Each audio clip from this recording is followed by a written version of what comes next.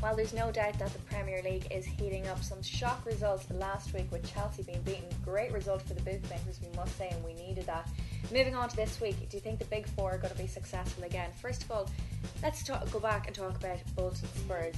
Harry Redknapp's team have exceeded my expectations. I don't know about yours, but they've been playing fantastically. Robbie Keane got a hat-trick last week. Are they going to beat Bolton? The odds will say they will. Yeah, the odds will say they win. They're 5-4 on to do so. Bolton 3-1 in the draw at 12-5.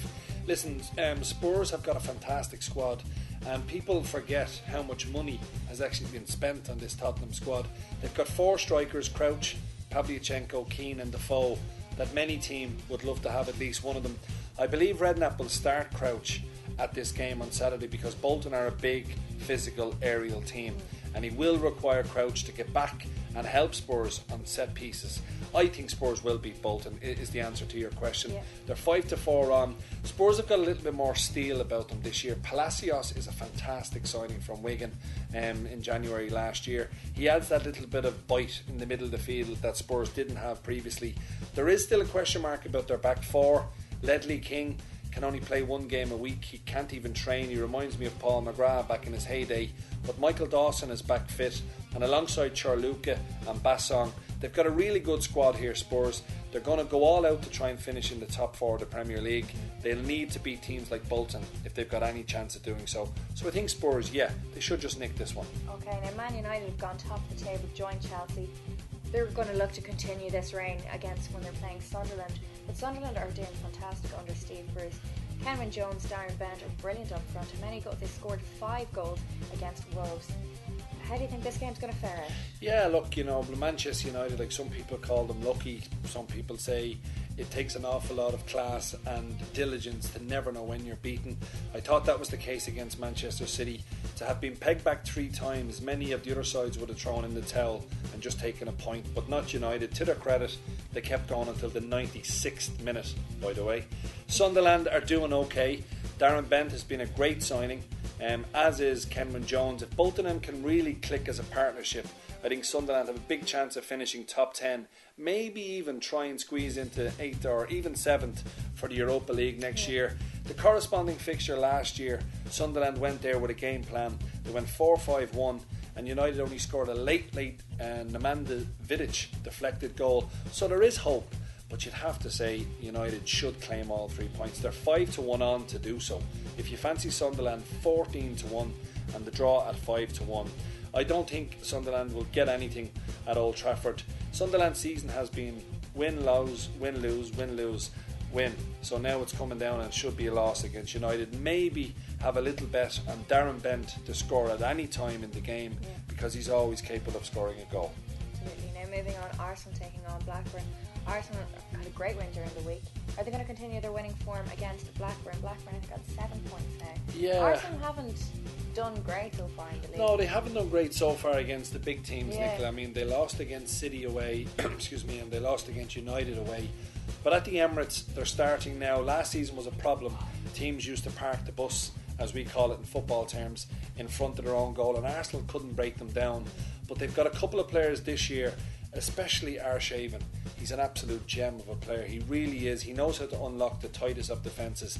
And Blackburn, big win for them last weekend at home to Aston Villa. But the Gunners here again, long odds on shot, 9-2 on, 5-1 the draw, and Blackburn at 12-1 to cause a shock at the Emirates. Hull did it last year, but I don't think Blackburn will do it this year. I really do fancy Arsenal. And if you were having a bet on that game, maybe back the Gunners to win with a clean sheet, to win 2-0. Okay, and a big fixture. All eyes are going to be on the Chelsea-Liverpool game. Okay, too, the Big Four. It's going to be a tough one. Liverpool are coming back from an awful defeat during the week. They played brutal, there's no denying that. Are they going to come back and beat Chelsea at Stamford Bridge? That's the question. It's going to be a tough one. Yeah, it's going to be a very difficult game. I think what we have to remember here, last year Liverpool done the double over Chelsea, home and away. And a big loss for Chelsea is Peter Cech not playing. He got sent off against Wigan, so they've got some guy called Hilario in goal. He is not a good keeper, and if Liverpool can test him put some high crosses in, get plenty of shots off. They might just find a weakness. Ashley Cole is back fit. That's a major plus for Chelsea. If you fancy Liverpool, 12-5. Chelsea are 23-20 to win at home, and the draw here kind of sticks out to me at 9-4. Over the years, I think over the years, Nicola, when you look at these two sides, they've played each other an awful lot in Europe and in the Premier League, and there hasn't been many goals between them. I don't think we'll get a goal fest at Stamford Bridge on Sunday, even though we have Drogba and Torres. Torres is top scorer with 8. Drogba's got 6 in the Premier League, but I don't think there'll be an awful lot of goals here. The only thing is Liverpool's defence have been very, very shaky this year, and that's never been like a Rafa Benitez team. So there might be the odd goal for Chelsea, but a 1-1 draw would be my selection. 9-4 the draw represents, I think, good value. Okay, Leon.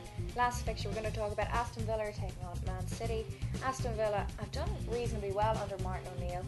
Adebayor's back for City. This is going to help them along. City have done brilliantly again. Yeah. Do you think they could finish in the top 4 anyway? Yeah, I mean, I really do. I think Manchester City, like when you look at their squad, I mean, he spent an awful lot of money, and they should be doing well. Otherwise, Mark Hughes, I think, would be out of a job. It's as simple as that. Santa Cruz only made his debut last week against West Ham. You've got the likes of Stephen Ireland to come back into the team.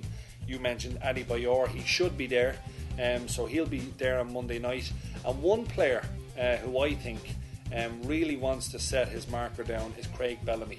He was brilliant against United. He was very good against West Ham, and he's almost like the forgotten guy of City because of the Tevez's and the Adebayors and the rest of them. Bellamy's a massive player. His pace is electric, as Rio Ferdinand found out at Old Trafford. Aston Villa have done well under Martin O'Neill. Little bit of a slip up last week away against Blackburn. The bookies can't separate them. 13-8, both teams to win. 23-10 the draw. I'm not going to go for another draw because I don't think this one will, and I think there's going to be goals in this game. Richard Dunn, it's a massive game for Richard Dunn. City threw him out of Manchester after giving them plenty of years service. He's now with Aston Villa. Villa Park will be rocking on Monday night, and I think here Villa might pull off a little bit of an upset. So Villa for me at 13-8 to just slow down this train of Manchester City at the moment. Okay, thanks Leon.